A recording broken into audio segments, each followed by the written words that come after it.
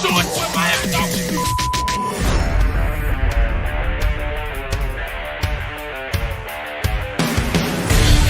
The pressure, he's in trouble. Loses the football. Touchdown! Got it! You have got to be kidding me. Jalen Waddle. It's a Dolphin touchdown. Throwing deep upfield, down the near side, man open, touchdown! Looking deep, he's got a man!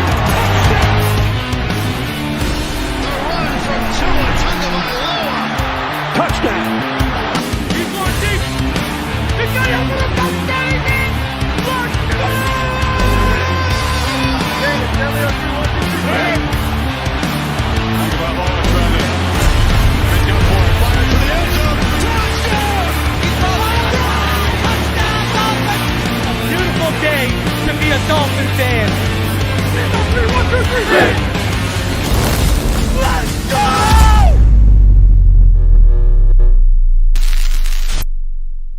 What is good, Fin Nation? What's good? It's your boy Reason. And we're back here for another one. I see the homie Rhino Sith in the comments. What's good, Rhino? How you doing, homie? I see all y'all showing up. Quick little shout out to each and every one of y'all. Brian Gonzalez, Duke Tomlinson, Charles Knight, the Finisher. One of the best names on here, really. Darth Logan. What's going on, homie? Who else we got here? Tyler, Kevin Williams, Uso 1, Mike Lewis. Let's see. They're popping off right now. Damn. Russell, Scotty, Joe, Gene Rosario, Fake Spike. What's good? How you doing, man? Michael Pulisic, how are you? Garrett, Jethro, Robert Camarillo, how are y'all doing tonight? Alan, how you doing? Homie Austin's in here. What up, Foxton? King Z305, that dude Rome, Upland, Canada, Denisha. Try to hit all y'all. Because once I catch up, then I can get out, huh? Miami Breaker 305, Carey Price, Joint to Joint, Jake McNair, KY23, Corey Moore. How is everyone? Ben, how are you doing? Big Heck, Zachary Harris, Dolphin Man Jared, how are you doing tonight? Hope everyone is fantastic. No Name Fins, how you doing, my friend? Who else we got here? Michael Fisak, if I butchered that, I apologize. Robert Trainer. What's going on, everyone? How y'all doing tonight? Man, we got a bunch to talk about. I'm gonna open up and say, guys, I don't want Marcus Mariota. I'm sorry. Like, I see people. What's up, Jeff? I see people out here like, you know, man, Dolphin fans. Whenever someone gets released, I don't want Marcus Mariota. I'm sorry. I want better than Marcus Mariota. I'm good. Taylor Heineke's better. Gardner Minshew's better. Baker Mayfield's better. No. Let's not settle. Absolutely, unequivocally not. Yeah, I'm good on that one. And if y'all didn't see it today, I mean, if you saw my opening rant yesterday, I talked about a Mike McGlinchey clip, you know, and a bad clip that was used to try and make him look bad on Twitter. Shout out to the person in question because I forgot who it was, but I'm not gonna pile on them today because Mitchell Schwartz and Duke Mayweather. Well, Duke Mayweather was nice about it, but Mitchell Schwartz and, you know, former Chiefs offensive lineman, right tackle, you know, basically unpolitely said the person was wrong, and it turned into a whole big thing. So I just wanted to, once again, you know, man, you got to be careful out here, right? You got to be careful. You got to be, you know, some of these people out here, they're lucky I'm the only one that's checked them because this person's usually on point. And you got to cross your T's and dot your I's, man, if you're going to put it on the internet. Let me tell you that much. So, lesson learned for that. Shout out to John C. He says, great job on the free agency video, kid. Keep it up. I appreciate you, John. It could have been better. The video froze with like a minute and a half left in it. Oh, and then I had to, that's why when you go, it looks like it's edited and stuff. I clipped it up. That's why the comments don't work, because when you edit videos, the comments get turned off. I never turn the comments off. So you ever see a video where the comments are off? It's because I edited a portion of the video, right? And So the comments got turned off, but it looks a little sloppy. We're going to be rolling about 15 minutes of McDaniel's presser tonight, so let's hope we don't get let down again. This is why, StreamYard does have its advantages compared to the program I'm using right now, and one of them is that. Miami Breaker 305, people need people to realize that Phinside is the best late night show in the business. Late night, brother. It's a 7:45. Well, I guess for people who are going to bed at like 10 o'clock, yeah, this is late. Usually, I've been trying to not be as late, so I appreciate all y'all for still coming through, because there is over 200 of you in the comments right now, and we're only about 8 minutes into the video, so smash that like button, subscribe if you're new. On our way to 11K. But yeah, I had to get that off the chest. I'm good. That's a pass for me on Marcus Mariota. Give me Baker Mayfield. I'm sorry. Tua has shown he's strong enough. He dealt with the fit stuff, right? If Baker can accept he's the number 2 guy and he's going to take about $8 million like he did last year, give me Baker. Give me Baker. Because it's not about what we want. It's not about what the Tua believers want. It's not about what the Tua non-believers want. It's not about what the Tua lovers want. It's not about what the Tua haters want. If Tua gets hurt this year, we're all pretty certain they're going to move off of him, right? So if they're going to move off of him, might as well stopgap it with a kid like Baker, who's got the arm to press it in this offense. He's got that swag to take over, where if we start winning and he got that swag, people say, listen, go back to when I started in this community. I had this conversation with the owner of FinHub today and my graphic guy. And shout out to Joey. All right? So, listen. All right? We had this conversation, and I brought this up. And this is what I said. And if you remember, if you've been watching me, because I know a lot of you out there still have been watching me since I started in 2019 on TD FinSock, and then I started on my own channel here with EM Dolphin Fan, and eventually branched off, and here we are. Everyone knows I was a Baker Mayfield fan, okay? And listen, Baker Mayfield set the rookie passing record without even playing a full 16. People forget that. Before Herbert broke that record, Baker broke that record. And if you go back, what did I say was one of the worst things they could have done for Baker Mayfield? The receipts are literally on YouTube. They're on this channel, on TD FinSock, on the Tuesday night panels. Whenever we talk about Baker, bring it up. Because I'm a Nick Chubb guy, too. Everyone knows I love Nick Chubb. But what did I say? I said OBJ was the worst move possible for that franchise. And see, I realize now, then I was talking to a bunch of people who have never played the position or never played this game at any type of level, let alone a decently high level like college. And here's where I tried to explain, and I'm going to explain now that I've got 10,000 viewers instead of where we were. Because back then, when we were doing the Tuesday night panel, when we started, TD was about 5,000. When we stopped doing it, he got about to an 8. So there's a bigger audience at the end of the day than what I was when I left the panel. So let me explain what I mean by this again. I don't want y'all to think about this, because lights are about to go off for all of y'all.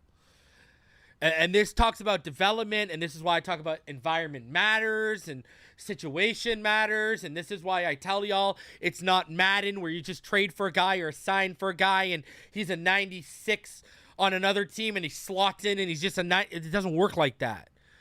Anyways, so what I said was this. OBJ was the worst thing that could have happened for Baker Mayfield. Why? Because now a lot of us, right? A lot of y'all, right? We're going into year 4 of Tua.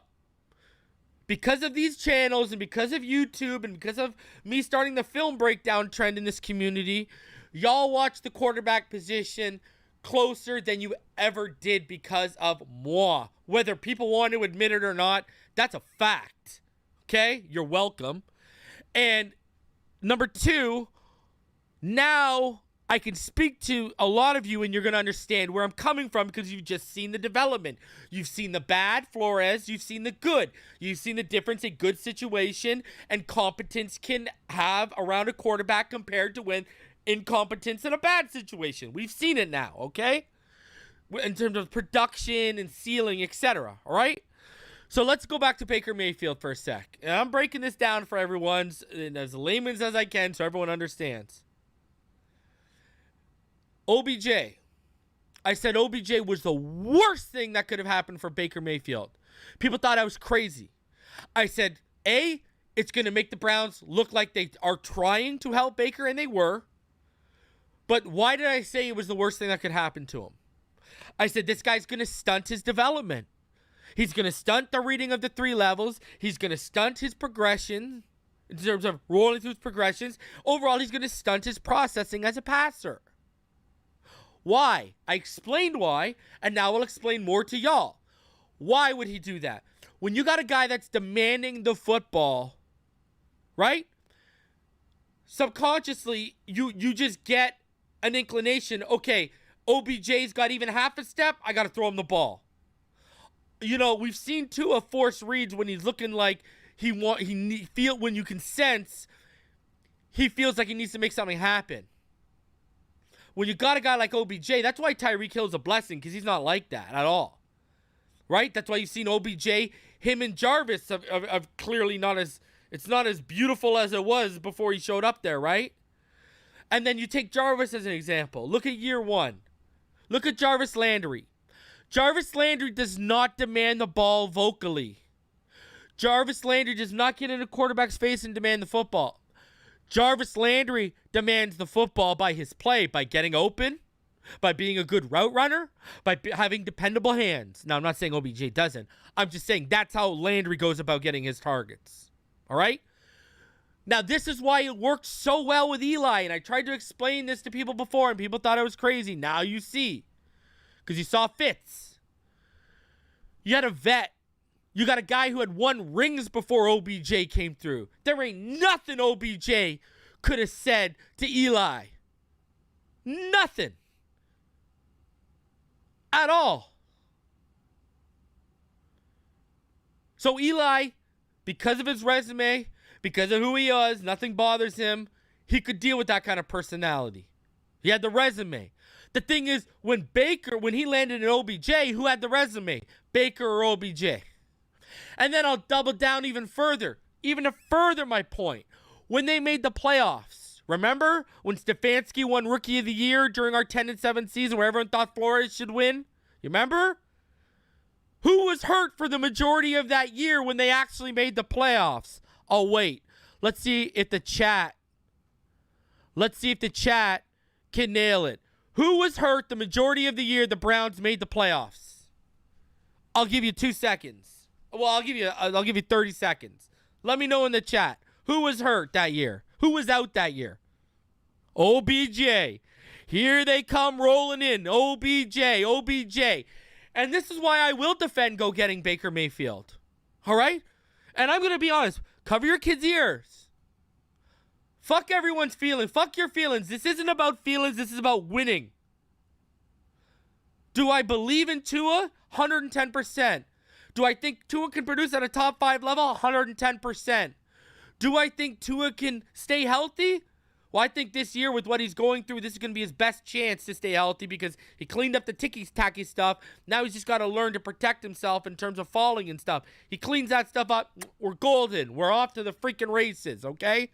But at the same sense, if Tua does get injured again, if Tua does miss significant time, ladies and gentlemen, this roster is too good to tank. We need to keep that train trucking.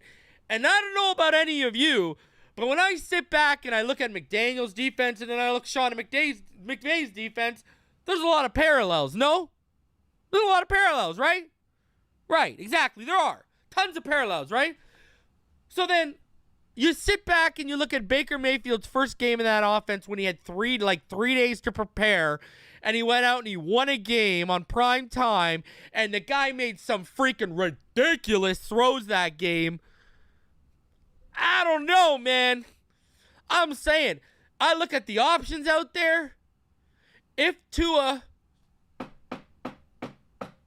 for any reason, misses a game or two, that was me knocking on wood, because our best chance to win a Super Bowl is Tua staying healthy. Okay? If that goes down, I think right now, Baker Mayfield, hell, Taylor Heineke, Gardner Minshew give you way better options than Mariota. But I think Baker is the one that could push us, and I'll tell you why even further. Not only does he got the arm and the talent in this offense, but that swag, man. I'm telling you, if we started winning a little bit, people would start believing in that. And the thing is, you would need someone like that because that room would be down if Tua goes down. You would need someone that not only can win with that group, but can pick them up. And I think Baker would be that guy if he can accept his role as a backup, and if he's willing to take about that $8 million he made under $9 million last year. It was like either 8.1 or 8.7 million. I forget which one. But he made one of the two. If he can accept that, sign me up all day. Sign me up all day. That's what you can win with. Taylor Henneke, I threw up the stats when I did the free agency. You look at his numbers over the last 25 games, that's what you can win with.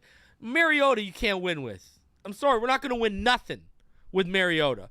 But one of those guys, I think we can win a couple of playoff games. Legitimately.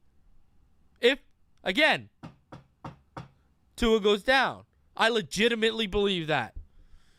And I'm going to say this. If Baker Mayfield, you give him an off season and you let him sit, well, because he'll be sitting anyways, right? Because it's just a one-year deal, by the way. Right? Because after that, the fact, we're either locking down Tua, or my plan is, everyone talking about Caleb Williams. Everyone knows I'm a huge fan of Drake May, too. I'd move heaven and earth to go get Drake May or Caleb Williams. I've been saying this for months. This is not the draft to go get your guy. Because it's weak. Next year's the draft to go get your guy if Tua don't work out. I've been saying that since the season started. Sorry, since during the season. And even before the season, right? If you've been listening to Fin Too Deep with me and Neil. So, that's where I'm at. And I'm not trying to tell her and convince. Hey, listen, if I convinced you, fantastic. If you don't agree with me, fantastic too. I'm just telling you, that's my validity for why I think they should swing on a guy like Baker Mayfield. I think he has the best traits in this, without breaking the bank. Like, obviously he's not Lamar Jackson. But, we're going to be, and Mike McDaniel mentioned free agency, right? So, and we'll get into that when we get into his presser.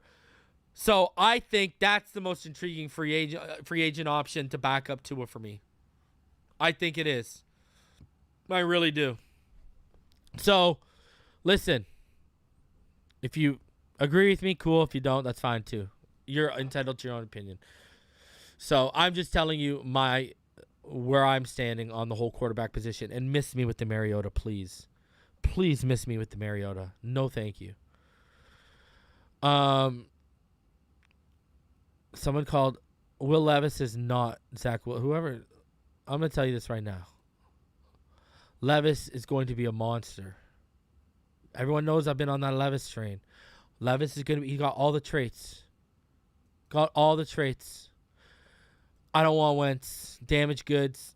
Baker still got upside. Still a lot of tread on the tires. He's not damaged goods. Wentz, remember, the Eagles used to be my second team before they hired Sirianni because I thought they should get Bieniemy. And hey, again, I'm a man, so I can admit I was wrong. I watched Wentz when he broke into the league. He's never going to get back to that form he was before the injury. It's over. When it didn't work out with Frank Wright, it's over. That's it, bro. Rome, that's literally it. Levis literally just needs a good quarterback coach. A lot of Levis's issues comes down to he'll have mechanical errors with his feet, He won't line up his feet properly. You can see his indecision in his footwork. His stuff is easily fixable. But you want to talk about traits? That guy's got... Will Levis has Josh Allen traits. Will Levis is going to come into the league, and he's already got a top 5, top 10 arm. That's what people don't realize. Will Levis is going to come into the league, and I'm talking about... arm strength, velocity. I'm talking about that. Will Levis is going to have a top 5, top 10 arm right out of the gate, and he's still got room to clean up his mechanics. And mechanics will add more velocity naturally. He got... I'm telling you. I see it all over. I see Josh Allen, I see. You want to know what I see? I see a little bit more accurate Josh Allen coming out. That's what I see right now. That's what I see. And I agree. Carolina or Indy will make him a star. 110%. Indy's, and I think that's who Indy's locked in on. I'm pretty sure that's who Indy's locked in on. I'm almost positive. And they're going to get another one. They had Payton. They had luck. They're going to get another one. They're going to turn him into a star. Watch. He's going to have the running game. He's going to have the offensive line. He's going to have the coaching. Levis is going to be a star. Levis is going to be a freaking star. Watch. I'm telling you. But we got a star too, right? You just got to stay healthy. So, anyways, we're going to go over this. I chopped down his combine interview to about 15 minutes. We're going to go over it. And what's going to happen is, as I want to make my points, I'm going to remove it from the screen, make my point, and then I'm going to throw it back up for all of y'all, okay? So we're going to take a look at that. Sean Payton talks about how close Fangio was to coming with him. I'm going to kill a narrative because there's a narrative I see trying to be spewed out there that our lack of yak is due to Tua's ball placement. So we're going to kill that narrative. That's literally going to take about a minute. The rest of it will be me ranting about how these people don't know the position, yet they keep talking about it. And hey, a division rival keeps getting weaker. I love it. And since we showed what Barry Jackson said about Tua's 50-year option, Joe Schad came out with an article just like an hour ago about Tua's 50-year option. We'll go over that because you look at what he was saying on Big O show last offseason to where he is now. Gotta commend that man's growth. At least he can admit. Man, that, you know, when he was wrong. See, people forget I'm a Gators fan. Listen, I love AR-15. I love Richardson. As an athlete, I love him. As a quarterback, he needs work. That guy's got he can sling it. He's got a gun. You know, sometimes he shows decent processing.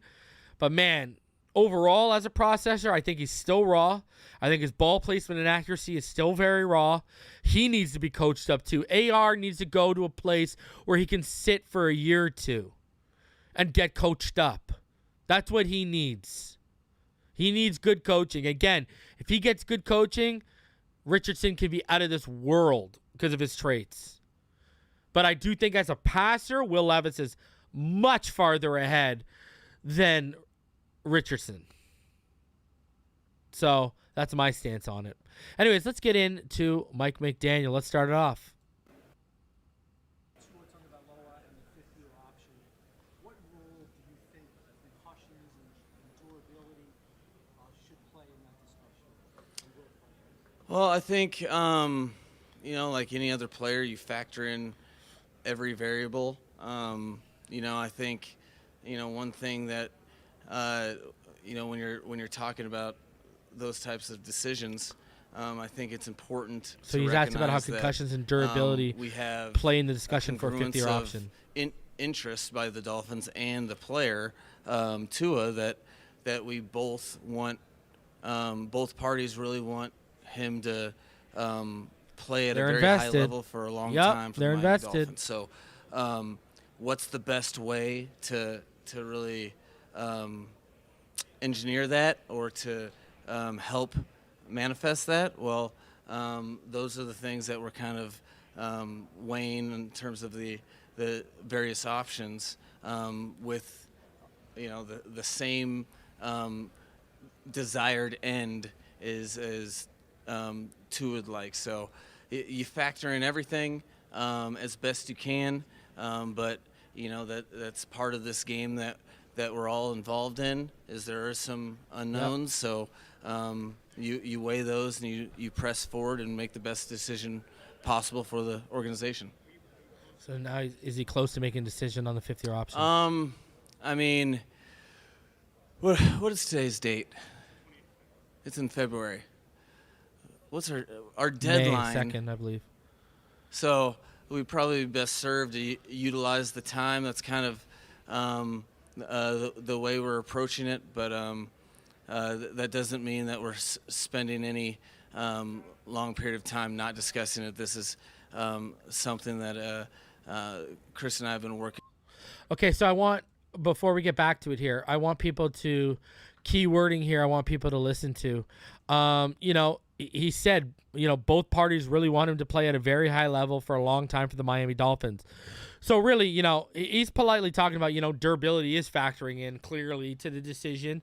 But on the other flip side, have Burrow and Herbert's fifth years been picked up yet? Has Hurts's fifth year been picked up yet? Could someone remind me in the chat? Right? We'll know by May 2nd because the deadline's May 1st or May 2nd or whatever it is. But no one's fifth-year option from that quarterback class has been picked up yet. All right? So that's but they talk about how they wanted to play at a high level for the Miami Dolphins for a very long time.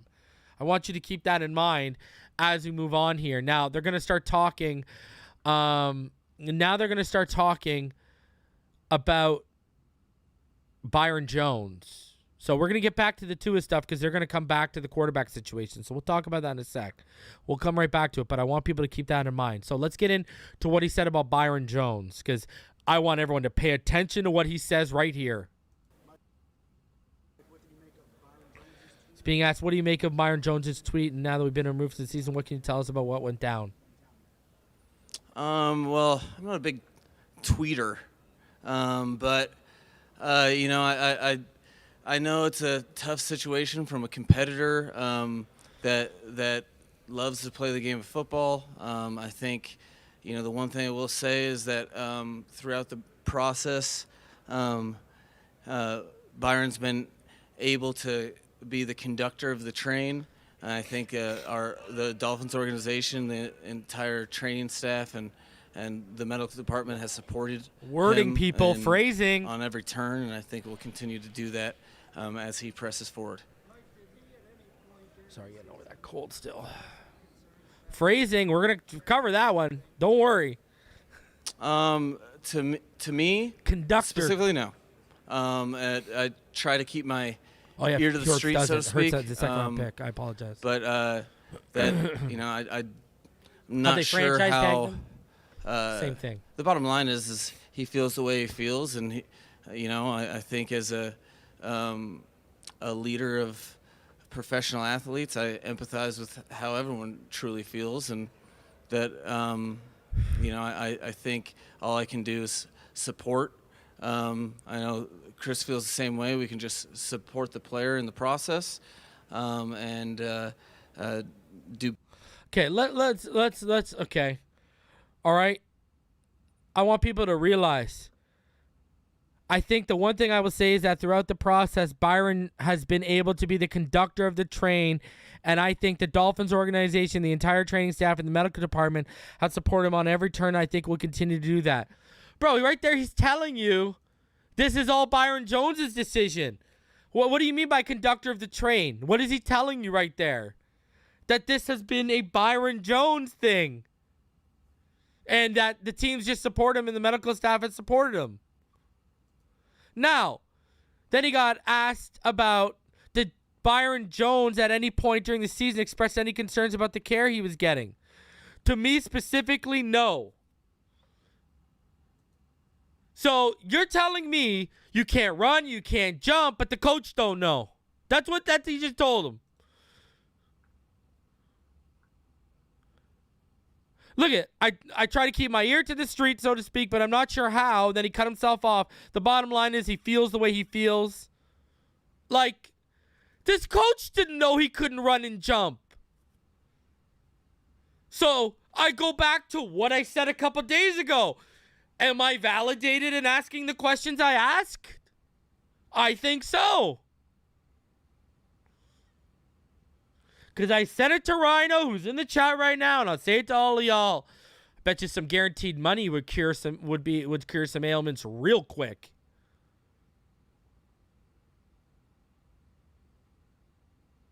I don't know, man. The coach knows everything about every player. So what is the medical staff telling him? Yo, it's in his head? If Byron can't run or jump, you would have to think our medical staff would know. No? See how I did there? Double entendre. You would have to think, and then you would have to think. Listen, I don't know about you, but if I was either on a medical staff or the head physician of a medical staff in the NFL, and I had a player of that contractual financial caliber who can't run or jump, might want to let the head coach know. Huh? Because if the head coach don't know, the defensive coordinator don't know. I don't know. Someone explain this one to me. This thing is weird. Someone ain't keeping it a buck. That's all I know. And y'all ever seen Beetlejuice? You remember in the movie Beetlejuice when Beetlejuice he's in that house and you got all the fingers and everything like all lit up pointing to the house? All those fingers, that's all pointing at Byron right now. I don't know what to tell you.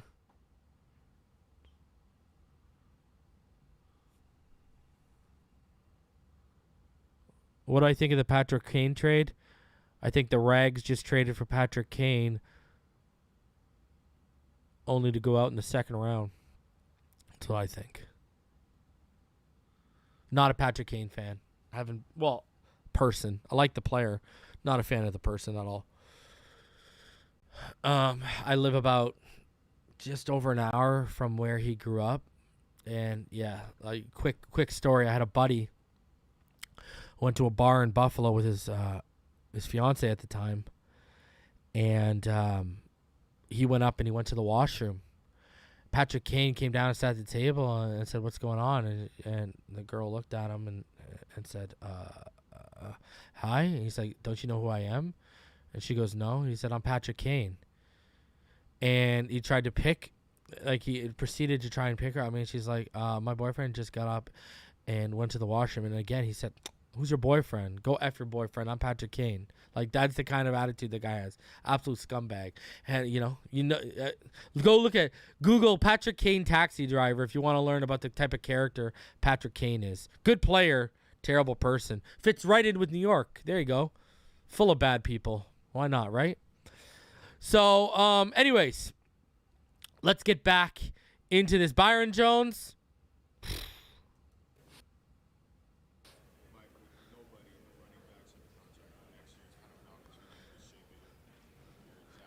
So he's asking about what qualities he looks as he builds the running back room because there's none under contract.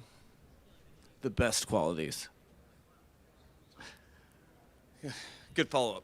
No, I think, it's one thing I've been fortunate within the being in the same system for like 18 years or wherever it's been. As you see, there's a lot of different ways that you can get to the desired result. So I think first and foremost, you from the running back position on our team, you need a team player that's willing to do whatever it takes to win. We have good, players surrounding the running back position, so you got to be willing to pass block and do things off the ball. I think there's many different types of running backs that can excel in this offense, given whatever their skill sets are. So to me, I just want team-oriented guys that a lot of rumbles that Bijan Robinson is going to go in the top 10 right now. Enjoy getting the ball, fighting for yardage, and trying to win football games as a result. So I very open-minded to all the skill sets across the board, and just looking for guys that are completely invested in joining on our ongoing process to be. All as right, good as here we let's can get be. back to the quarterback talk. I want everyone to listen. He's going to be asked backup quarterback. Do you think Skylar Thompson is ready to take on the role of QB2?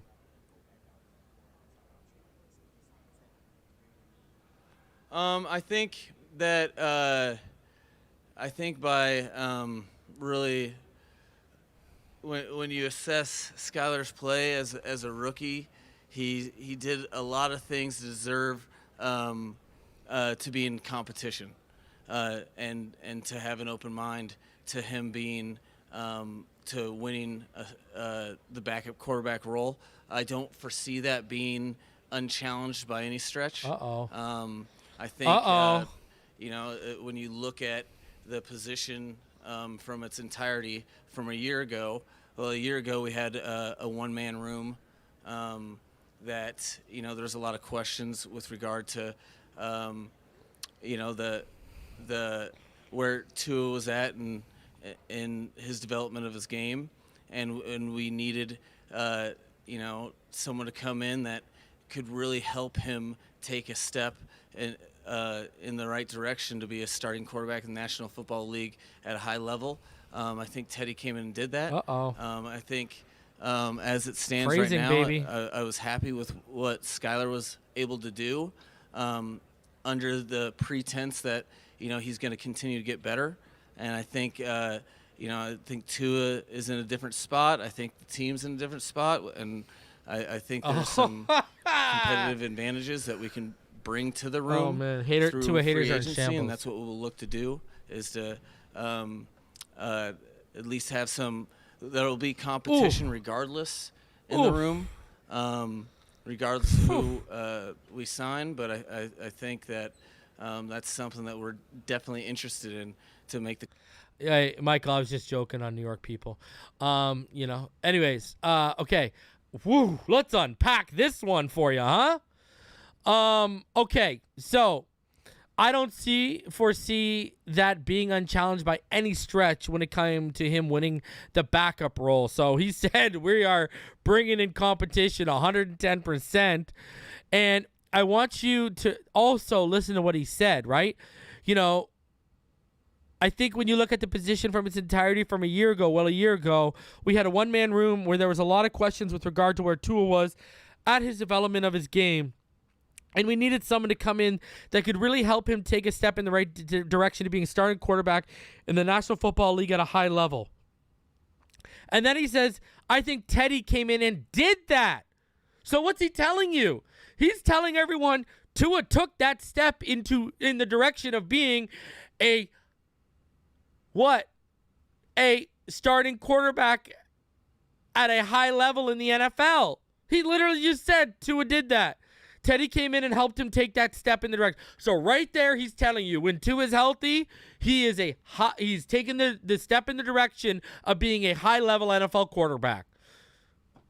Let's do the Hogan. Everyone do the Hogan.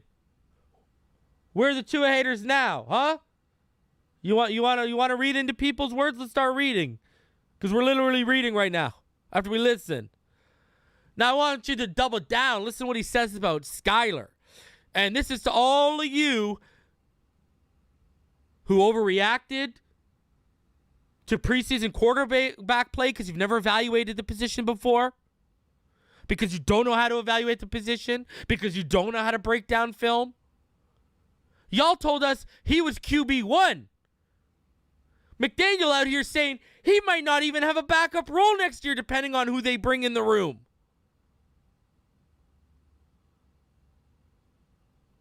And what does he say? Right? Talk about competitive advantages that they could bring to the room through free agency.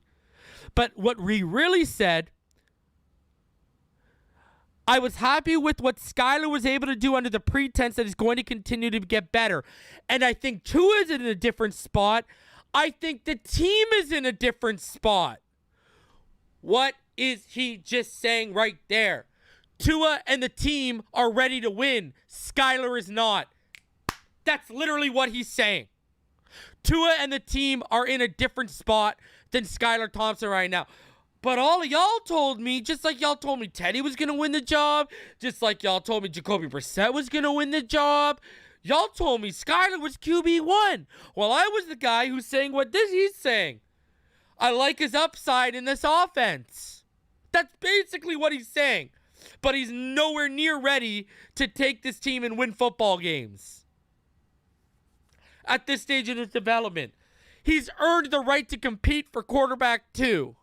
And some of y'all thought he was going to be coming out and competing for Tua's spot. And the coach is already telling y'all, not happening. Man, I am just backstroking in the Tua tears right now. The tears of the Tua haters.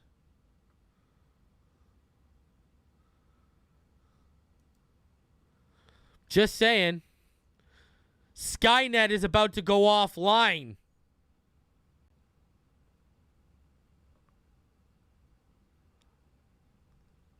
And I like the kid. But what are they saying? Hey, he's just not ready to come in and win. And we know we need someone that's going to have to come in and win if Tua goes down, because Tua's in a spot to win and the team's in a spot to win. Oh. Man. That one hurt. That one, I can feel the shambles around the Tua haters right now.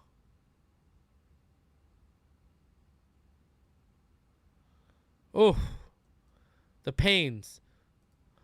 What has Tua done? When Tua got hurt, we had the number 2 passing offense in the NFL. We were a top 10 scoring offense in the NFL. When Tua went out over the last couple games, we fell out of being the number 2 passing attack, and we fell out of the top 10 as a scoring offense. So yeah, that's what, and we did that without a running game.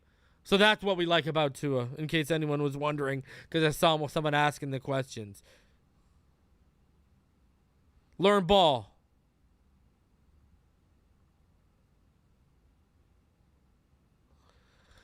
So, unbelievable. There you go. Let's keep it rolling, though. The Nuggets keep coming.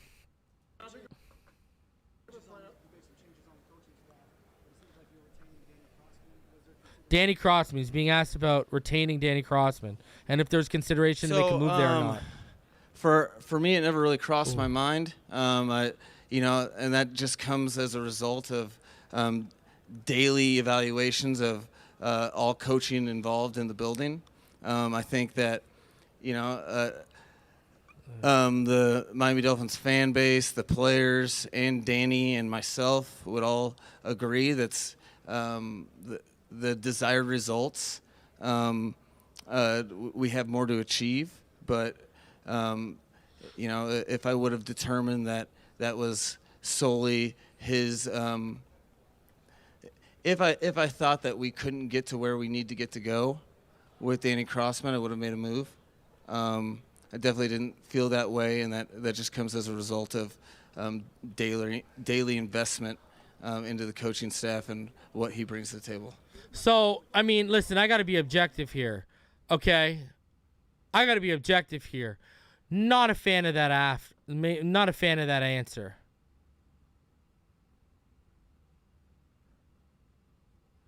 Not a fan of that answer. And I kind of alluded to this on one of my 3 Takes Thursdays on Patreon a couple weeks ago. And what I said was it seemed that they were blaming Poyer. Guys, if you haven't, go check out the short that I posted today. That short I posted today had a little bit on that what I posted today had a little bit on Tremaine Edmonds. All right?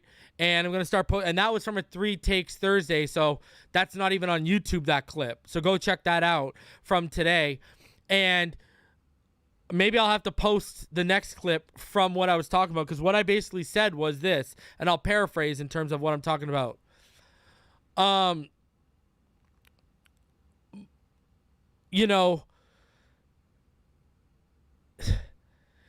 It seems like they were blaming Poyer in the sense of, hey, you took a lot of players away. Like it seems like they expected Keon Crossman to be a big contributor, and he got pulled away. Noah Benogany's special team snaps went down. A lot of defensive players, because of injuries, were taken off special teams and their snaps went down. Now, I still don't think that's a good enough argument, but that's the sense I was getting when I was talking to people, that they were blaming Poyer for taking personnel away. So, did Poyer take away the return game? Because, I mean, I don't blame Poyer for that. So that's the sense I was getting in terms of with Crossman. I mean, whether that's true or not, I don't know. But that's what it is. So let's continue going here.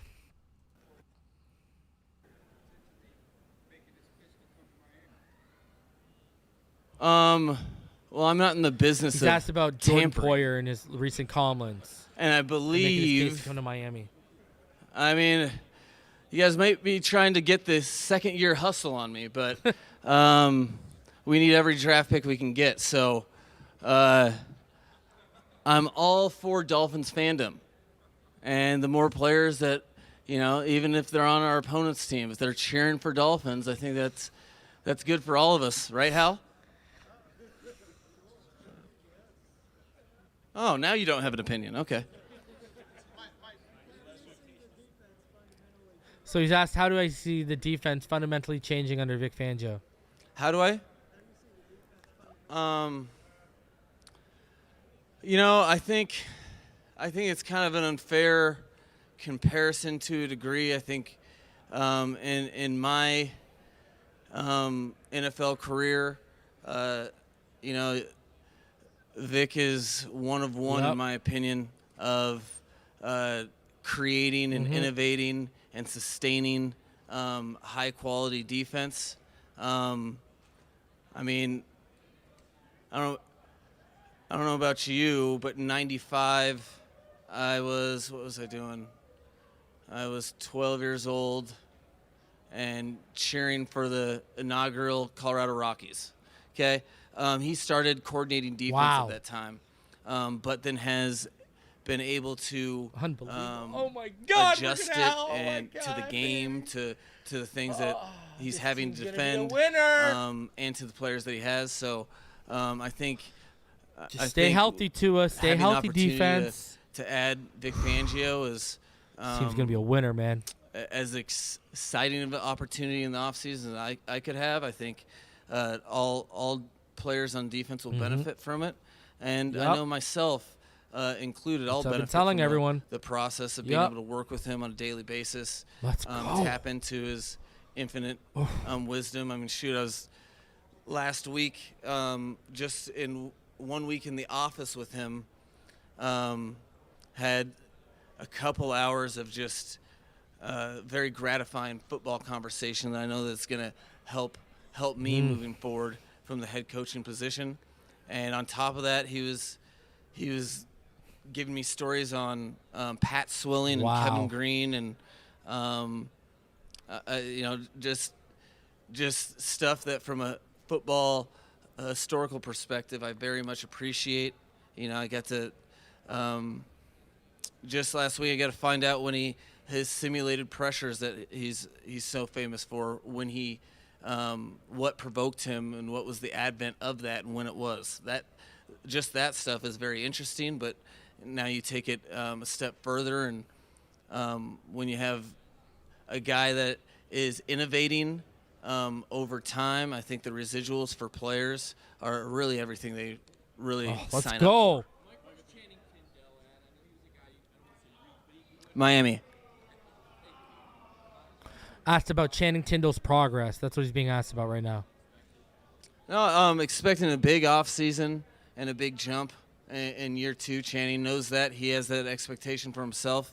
He worked very diligently, but I think it's a matter of him really being able to visualize and really carry out all assignments within the defensive structure that I know he's really mandating from himself to really take another step.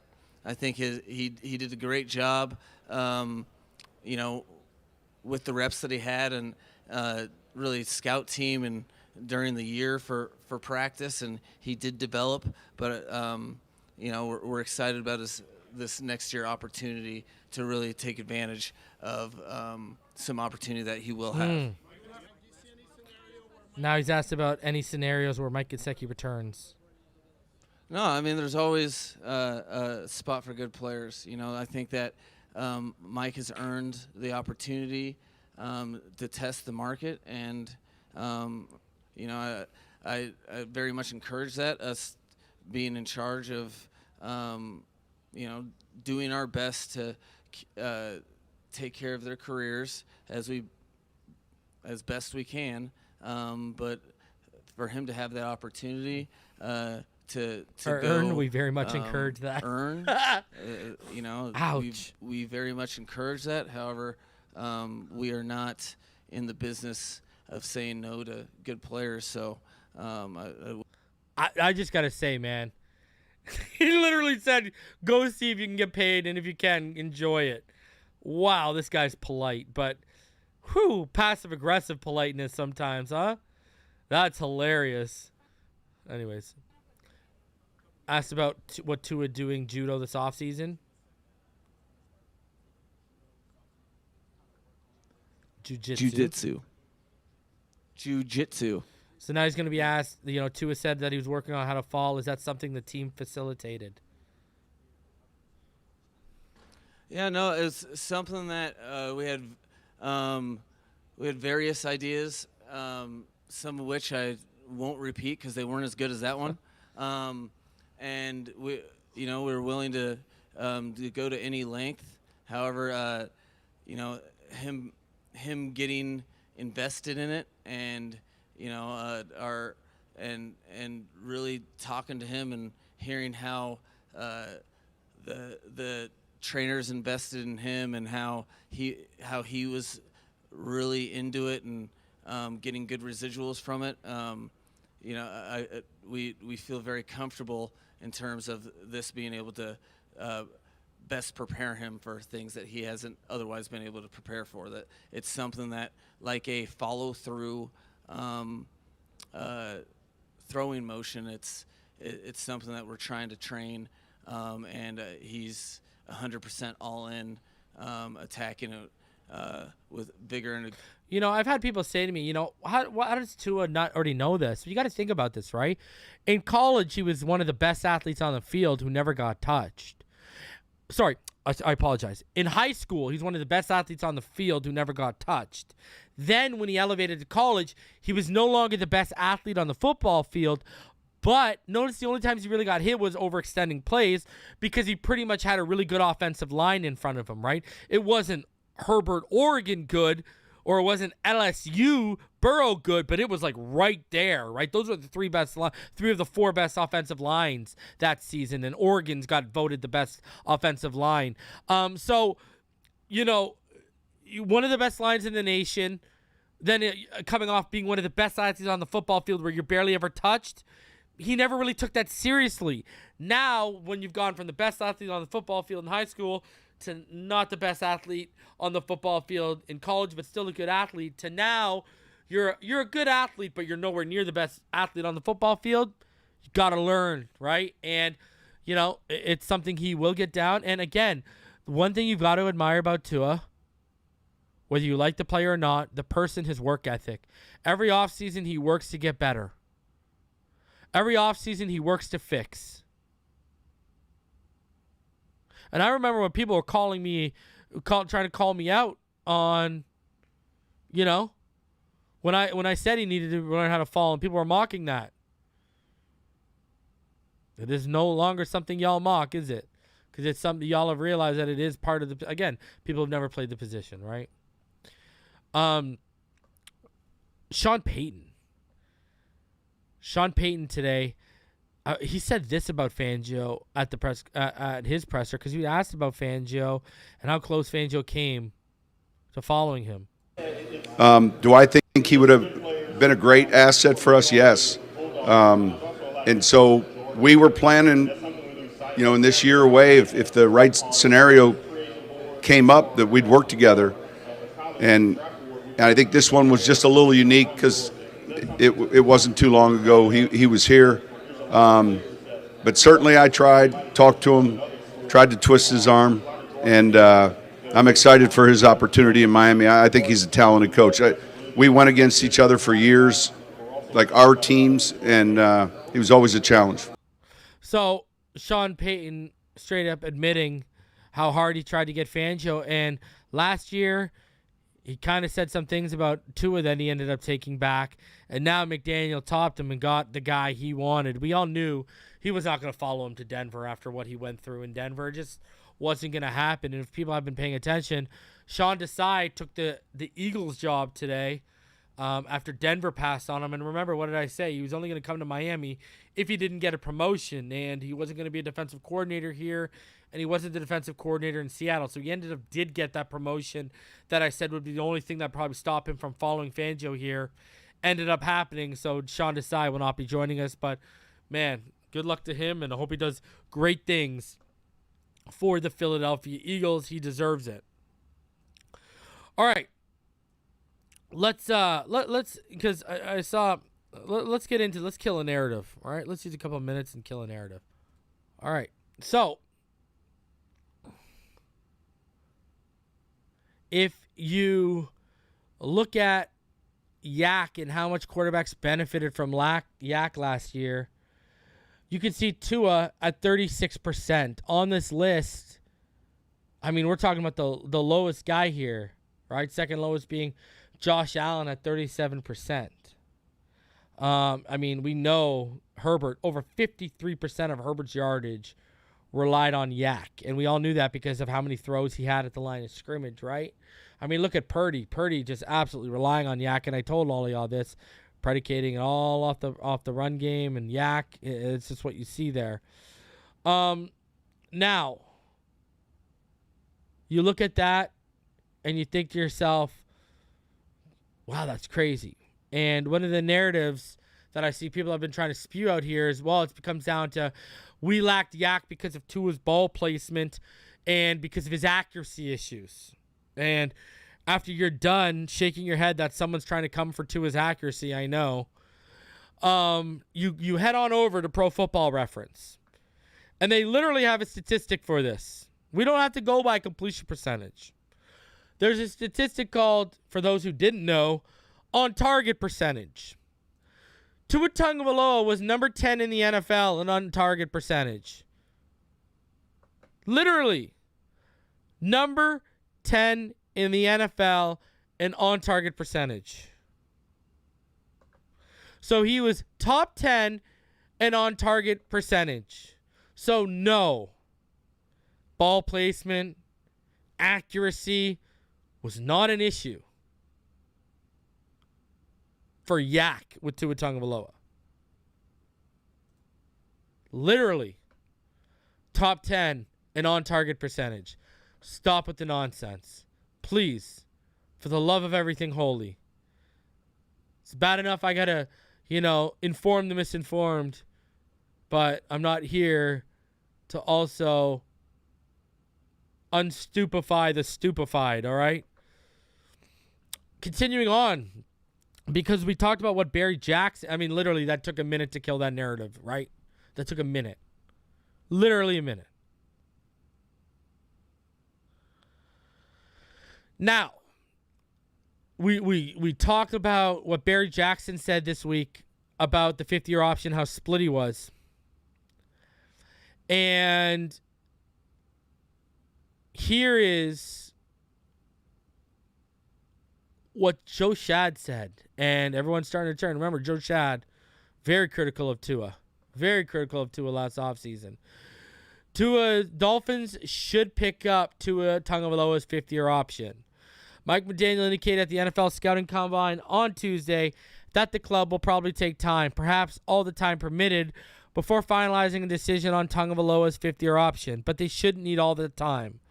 Miami can keep player control of Tua Tagovailoa, who happened to lead the NFL in passer rating last year. Oh, by the way, I apologize because earlier I said Hurts was his fifth-year option, but he's a second-rounder.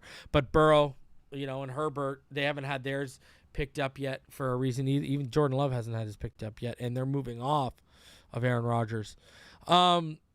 So, without extending him to a more risky long-term deal by simply exercising the 2024 option now. Yes, head coach McDaniel and general manager Chris Greer must take into consideration multiple concussions and general concern about Tua's long-term durability. But the upside of locking Tua into a very, very reasonable one-year, $23.1 million contract for 2024 should be a slam dunk when weighed against the potential downside. The Dolphins should need to wait until the May 2nd deadline. They should know, if not officially announce it, by March 2nd. Operating on a year-to-year basis is a perfect scenario for Tua and the Dolphins, and there is no reason they should risk leading the league in passer rating to a leading league in passer rating again, and then forcing a much more costly $41.7 million franchise tag. That gap is too big. Miami caught a break when Tua's fifth-year option was lower because he did not qualify for an option-boosting Pro Bowl berth. The Dolphins should tag Tua, and then if they're not comfortable with a long-term deal after 2024, they can franchise tag him for 2025. That's 6 years of player control at a reasonable rate. By then, we'll all know if Tua has or can live up to the draft peers like Joe Burrow or Justin Herbert. Tua is too talented to not keep in queue for years to come. You factor in everything as best as you can, McDaniel said. That's part of this game that we're all involved in. There is some unknown. So you weigh those, you press forward, and you make the best decision possible for the organization. There is no position in sport more important than quarterback. If healthy, Tua will continue to flourish under McDaniel. Recently, Greer said doctors have indicated Tua will not be any more prone to concussions than any other quarterback. That is very, very important information, which is what I've been telling all y'all who don't want to listen.